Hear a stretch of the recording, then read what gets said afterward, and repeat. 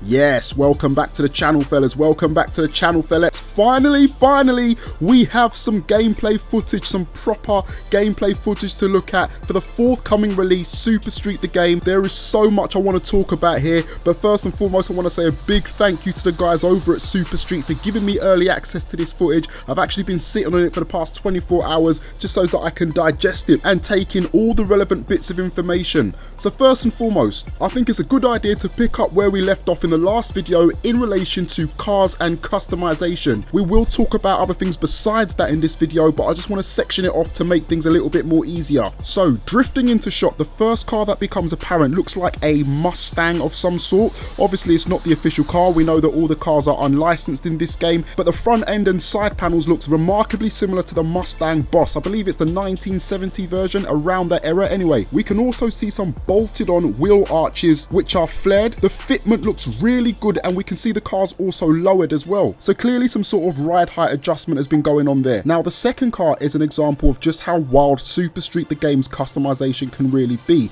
because when you look at this model, clearly it's based on some sort of American modern muscle car, but it's really hard to work out whether or not the inspiration has been taken from a real life manufacturer, and that's one of the best things about this game's customization system. If you want, you can go for a build that looks really close to something that you would see on the street in real life, or you could go completely crazy as this person clearly has. Right, now for the third and fourth car, what they've done is they've actually used a bit of camera foolery here, or a special effect of some sort, to actually merge one car into another one. As you can see, it starts off as one of the earlier Honda Civic models, and then as it starts to drift and the lights start to change, you can clearly see the front end of this car now looks like a Mitsubishi Evo. Right, so this here is another shot of that exact same Civic we looked at a few moments ago, and as you can see now it's very rusty, it's very broken down, it's beat down. It's basically how the car starts at the beginning. So what they're doing now is basically highlighting how the narrative works, the fact that you start off in a broken piece of junk and it's your job to build up your car into a supercar, or a car that performs like a supercar I should say, through progression. Now for many people, including myself, that is one of the unique draws of Super Street the game. We've got too many games out there whereby you just walk into your garage, or walk into the dealership I should say,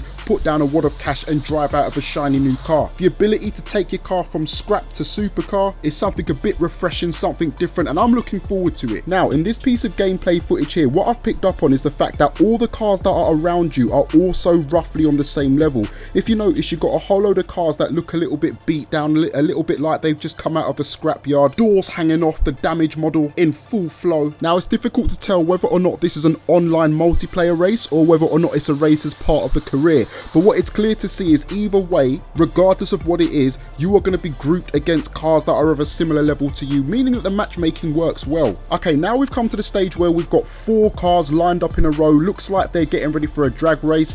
The customization here is so crazy that I'm struggling to work out exactly what all of these cars are based on. Clearly we can see one of them is actually modeled around the Volkswagen Golf. I think that's the one that you guys call the Rabbit out there in the United States, or at least the front end of it is anyway. Now the first car closest to the left, again, I can't work out what it is, but I kind of get the feeling that it's pushing towards more JDM, more Subaru-ish, or it could even be that it's not based on any car whatsoever. It could be that those are just a whole load of components that someone has actually thrown together in their garage when building this car up from scratch. I'm kind of getting the feeling now, looking at this, that not every single model that you put together is going to end up looking like a real life car. I think creative freedom and expressionism are the right terms to use here, giving you the choice to go down either path you want. But here's the thing, when you look at the rear shot of these cars in formation, it looks like you can see Honda NSX, some sort of Lamborghini, Golf again, but a different marque variant, and potentially Subaru. That's very interesting. That 2 more things that I've picked up in this shot is the fact that we've got underglow neons as confirmed. So those of you who like ricing your car, those of you who still live in that bubble of the Need for Speed Underground era,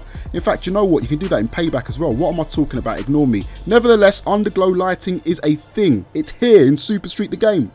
I also noticed that one of those 3 cars had some sort of wrap or vinyl added onto it, so I'm guessing that means that we could be looking at the possibility of a vinyl editor. I'm not too sure, because this could actually be maybe a boss car. Maybe it's a car that's in charge of some sort of group that you've got to take on due to the lettering saying Speed Society. Who knows, maybe that's a clan that you got to beat. Now the next car that I've picked out kind of looks as if it's based on a Honda S2000 stroke Mazda MX-5, probably leaning more towards the S2000 or S2K as some people like to call it. Now what I've noticed on this car is it's actually running a different type of tyre tread. In fact, there's no tyre tread at all. It's running full slicks. Earlier on in the trailer, some of the cars that I actually showed off, you will see that they were actually running groove tyres. So it looks as if you can, it looks as if you've got the ability to change tyre compound in this game. I don't know whether or not this is linked to performance or whether or not it's linked to event type, but if that's the case, then that's actually pretty good, because I can't think of many arcade racing games which give you the ability to do that, and if so, in a way which is actually linked to performance. In terms of customization, we can once again see an exposed radiator grille, but what we can also see is the engine block popping through the actual hood as well. Right, now the last car that I'm going to pick out is this final blue one, which looks as if it's taking a lead from the Mazda RX-7 in terms of the way the lights are structured on the back. But as you can see from the footage, we actually saw this car earlier. It's the car that had the Evo shape on the front, and I guess it's a perfect segue into the second segment I wanted to discuss, which is the damage model. You can see this Evo type car completely getting totaled, getting wrecked. All 4 doors are swinging open, some doors are falling off, some of the tires are flying off.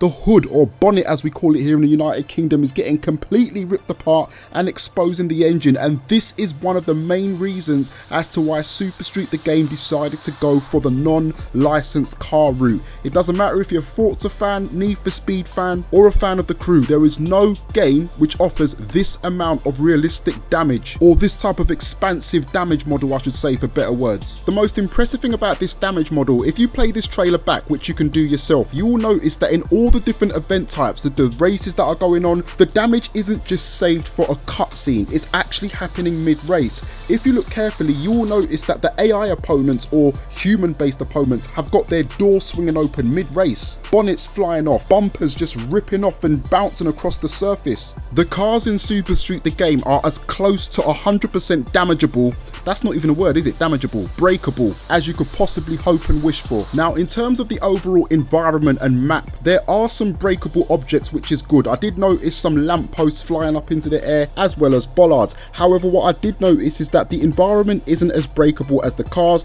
I did notice some cars driving into fences, driving into barriers, and those barriers just not having a scratch on them whatsoever. Maybe this is one of the limitations that they had when developing the game, I'm not too sure, but nevertheless, it's not the end of the world. It's not a massive problem. them, I'm just nitpicking here. I was happy to see various different types of environment. We saw a street residential based environment where houses were. We also saw a desert based environment, and we saw a more abandoned warehousey type nighttime urban street feel. Now, one thing I will say, and I'm probably not the only one that thinks this, but the desert area looked a little bit like Need for Speed Payback, and the nighttime urban area kind of gave me the Need for Speed 2015 feel. I don't know, is it just me that sees that, or have I just played too much Need for Speed? Let me know what you think in the comments. If I'm going crazy, then so be it. I'll go and get my medication next week.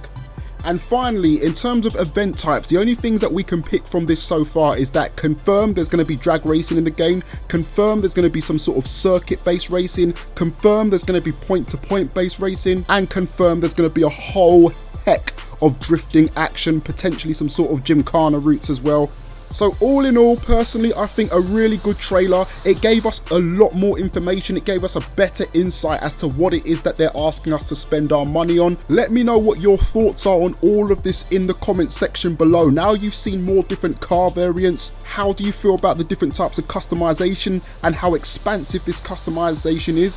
What do you think of the damage model now that you've actually seen it in its full glory? As many of you know, I am in constant conversation with the guys over at Super Street the Game, the development team in fact, so if you have got any feedback that you want me to pass on or any more information that you want, again, drop it in the comment section and I'll be sure to pass it on to them and see what I can do. In the meantime, thank you very much for watching this video. There are plenty more videos I've done covering Super Street the Game. Be sure to check them out at the end of this, and I'll see you when the next video comes out. Take it easy, peace.